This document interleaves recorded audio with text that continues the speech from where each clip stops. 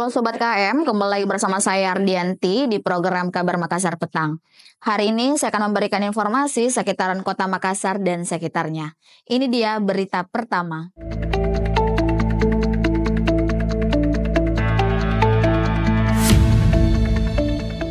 Marak aksi pencurian meteran PDAM resahkan warga Jeneponto. Warga Kelurahan Bonto Tanga, Kecamatan Tamalatea, Kabupaten Jeneponto diresahkan dengan maraknya aksi pencurian meteran air milik PDAM dalam beberapa pekan terakhir. Kejadian ini membuat sejumlah warga khawatir, terutama karena pencurian dilakukan secara berulang dan tanpa jejak pelaku yang jelas. Salah seorang warga, Awaludin, mengaku rumahnya menjadi sasaran pencurian. Ia kehilangan meteran PDAM miliknya pada Rabu 23 April dini hari. Ia mengatakan kejadian itu baru diketahui setelah mengecek halaman rumah dan melihat rembesan air. Ternyata rembesan itu berasal dari meteran pipa yang sudah terpotong.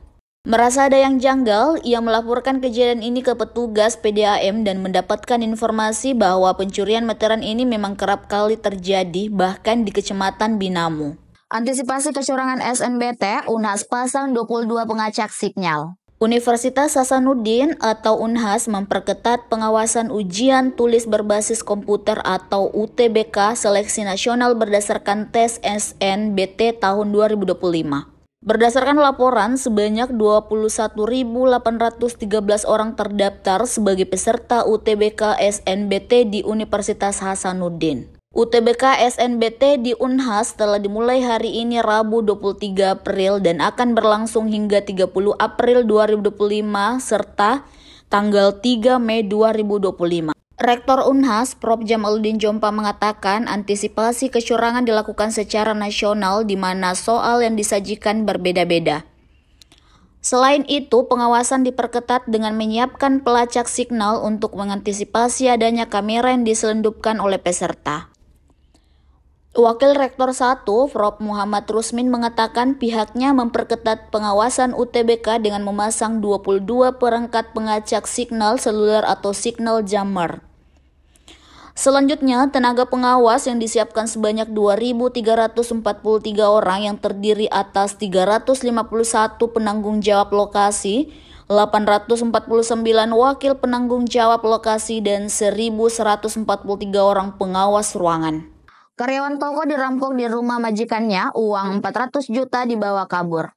Seorang karyawan toko grosir di Makassar dirampok saat membawa uang dagangan ke rumah majikannya di Jalan Anuang, Makassar pada Senin 21 April petang. Perampok tersebut berhasil membawa uang sebesar 400 juta. Aksi perampok tersebut terekam kamera pengawas CCTV di mana perampok yang menggunakan jaket hitam itu diduga berpura-pura sebagai tamu dan mengetuk pintu pagar rumah korban. Saat korban membuka pintu, perampok tersebut menyodorkan senjata tajam ke arah korban. Kemudian langsung membawa kabur sebuah kardus yang berisikan uang.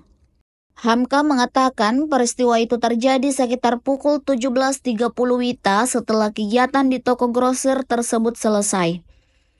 Kemudian korban dipercaya oleh majikannya atau pemilik toko untuk mengantar uang tersebut ke rumahnya.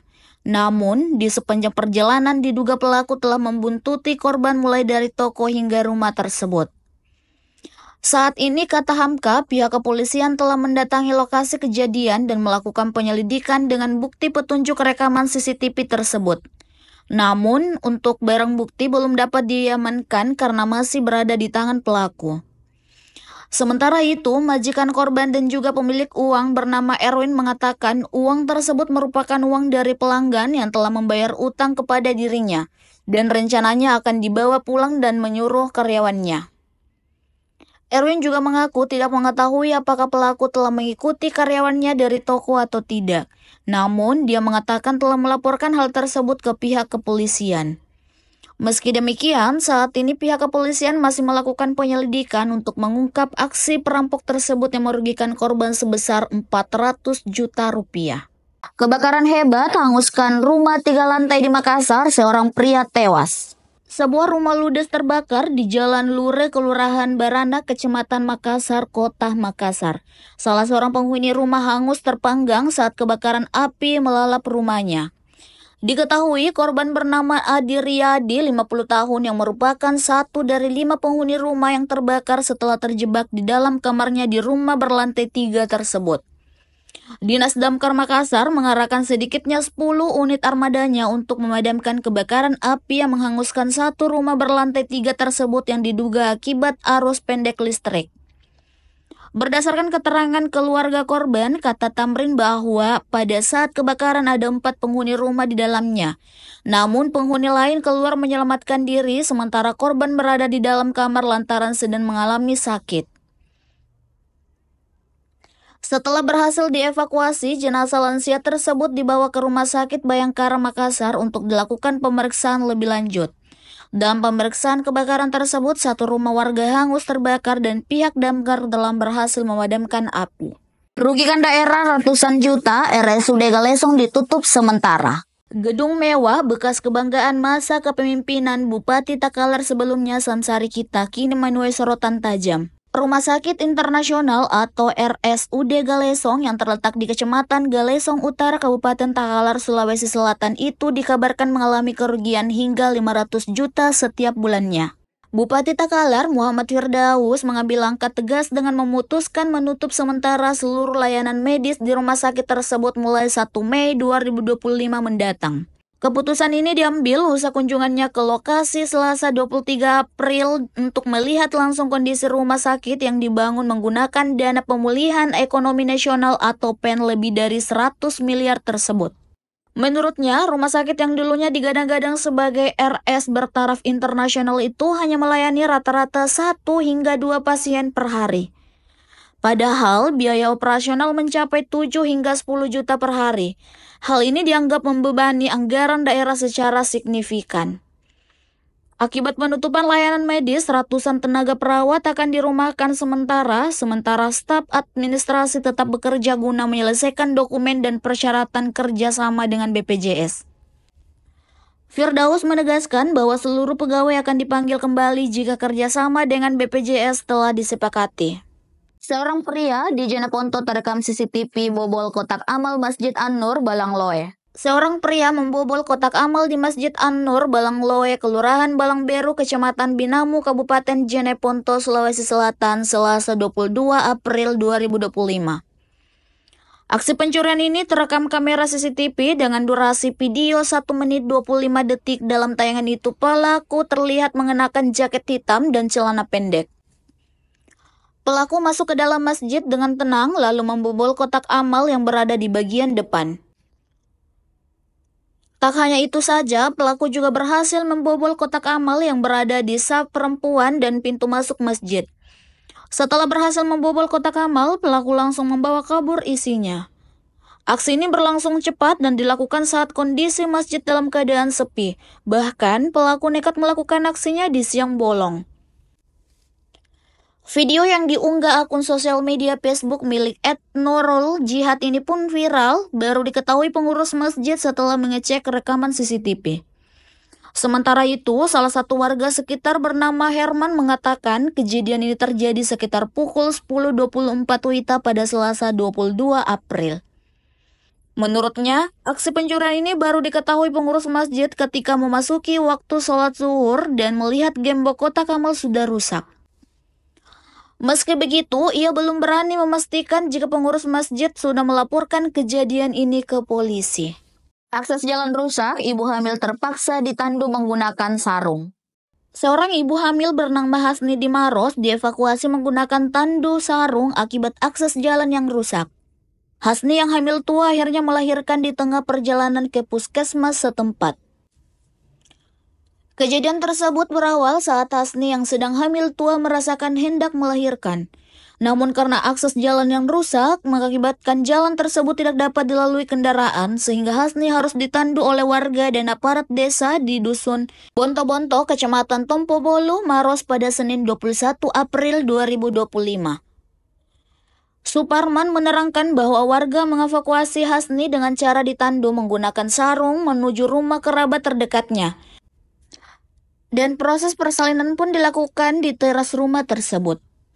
Setelah proses kelahiran, Suparman mengatakan bahwa Hasni dan bayinya kembali ditandu dengan kain sarung sejauh 4 km menuju mobil siaga milik pemerintah desa setempat yang berada di jalur yang dapat dilalui kendaraan.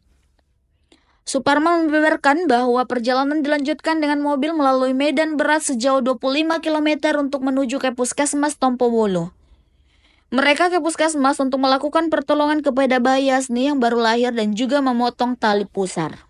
2 remaja ditangkap usai begal penjual bakso di Makassar. Polisi mengamankan 2 orang remaja berinisial MA 17 tahun dan ZA 18 tahun lantaran membegal seorang penjual bakso di Jalan Pacarakang, Kecamatan Biringkanaya, Makassar. Keduanya melakukan pembegalan dengan mengancam menggunakan anak panah busur.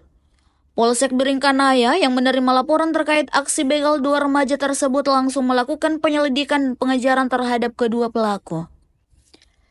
Jafar membeberkan bahwa aksi begal kedua remaja tersebut berawal saat kedua pelaku mendatangi korban yang sedang mangkal di depan minimarket di Jalan Pacarakang. Lalu kedua pelaku berpura-pura sebagai pembeli dan meminta rokok kepada korban, namun korban tidak memberikan. Kemudian, kedua pelaku kembali meminta uang kepada korban dan diberikan sebesar 20.000. Tidak puas dengan uang yang diberikan, kedua pelaku mengarahkan anak panah busur ke korban dan mengambil uang yang berada di laci gerobak korban dan langsung kabur. Jafar menerangkan bahwa kedua pelaku mengaku sering membawa senjata tajam jenis anak panah busur namun baru kali ini melakukan aksi begal. Sementara motif kedua pelaku ini mengaku karena masalah ekonomi sehingga keduanya nekat melakukan aksi begal untuk membeli rokok dan minuman keras atau miras. Akibat perbuatan kedua pelaku yang masih remaja tersebut, mereka disangkakan pasal 365 dengan ancaman 12 tahun penjara. Sementara korban mengalami kerugian sekitar 300.000. Polda Sulsel bongkar sindikat pemalsuan STNK, 7 pelaku diamankan.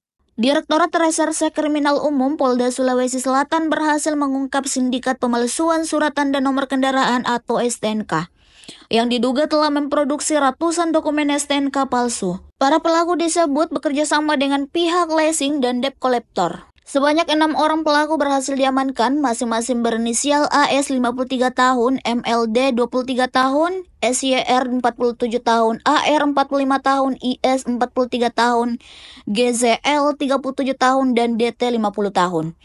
Mereka diketahui memiliki peran masing-masing dalam sindikat tersebut. Dalam kasus ini, Setiati mengatakan terdapat 2 laporan yang dikembangkan sehingga personil Resma Polda Sulsel berhasil menangkap 7 pelaku yang merupakan jaringan pemalsuan STNK di Sulsel. Tanggapi laporan warga, Satsamapta Polres Jeneponto bongkar arena judi sabung ayam. Personil Satuan Samapta Polres Jeneponto membongkar arena perjudian sabung ayam di Desa Labang Manai Utara, Kecamatan Rumbia, Kabupaten Jeneponto, Sulawesi Selatan. Pembongkaran dilakukan petugas lantaran lokasi tersebut kerap kali dijadikan sebagai lokasi perjudian sabung ayam sehingga warga sekitar merasa resah dan melaporkan hal ini ke polisi. Menanggapi laporan tersebut, Satuan Samapta Polres Jeneponto yang dipimpin langsung oleh Komandan Regu atau Danru Aibtu Sayuti langsung bergerak cepat menuju ke lokasi. Namun saat berada di lokasi, petugas hanya menemukan gelanggang sabung ayam. Meskipun tak ada aktivitas perjudian, namun petugas membongkar dan membakar arena sabung ayam yang sudah terbengkalai. Atas laporan tersebut, AKBP Yasir mengucapkan terima kasih kepada masyarakat karena sudah membantu kepolisian untuk menjaga keamanan dan ketertiban. Di samping itu, Polres Jeneponto juga mengimbau agar masyarakat tak segan melaporkan aktivitas yang mencurigakan atau melanggar hukum demi terciptanya lingkungan yang aman dan kondusif. Peringati amarah, mahasiswa UMI Makassar blokade jalan.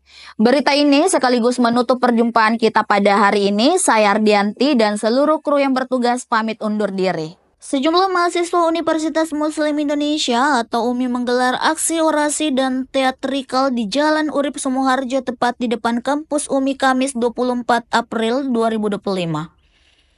Mereka memperingati 29 tahun tragedi April Makassar berdarah atau Amarah yang terjadi pada 1996 silam. Dengan mengenakan jas alma mater berwarna hijau, massa aksi memblokade jalan menggunakan mobil pickup dan batang bambu yang diletakkan melintang. Aksi ini sempat menyebabkan kemacetan lalu lintas di sekitar lokasi. Mereka juga membentangkan spanduk dan membakar ban sebagai bentuk protes simbolik. Selain memperingati peristiwa amarah, mahasiswa juga menyuarakan sejumlah isu nasional termasuk pembahasan RUU TNI dan RUU Polri. Mereka turut mengangkat isu Indonesia gelap sebagai bentuk kritik terhadap kondisi sosial politik saat ini. Setelah melakukan orasi di depan kampus, para mahasiswa melanjutkan aksi mereka menuju Taman Makam Pahlawan Panaikan untuk melakukan ziarah dan mengenang jasa para pejuang.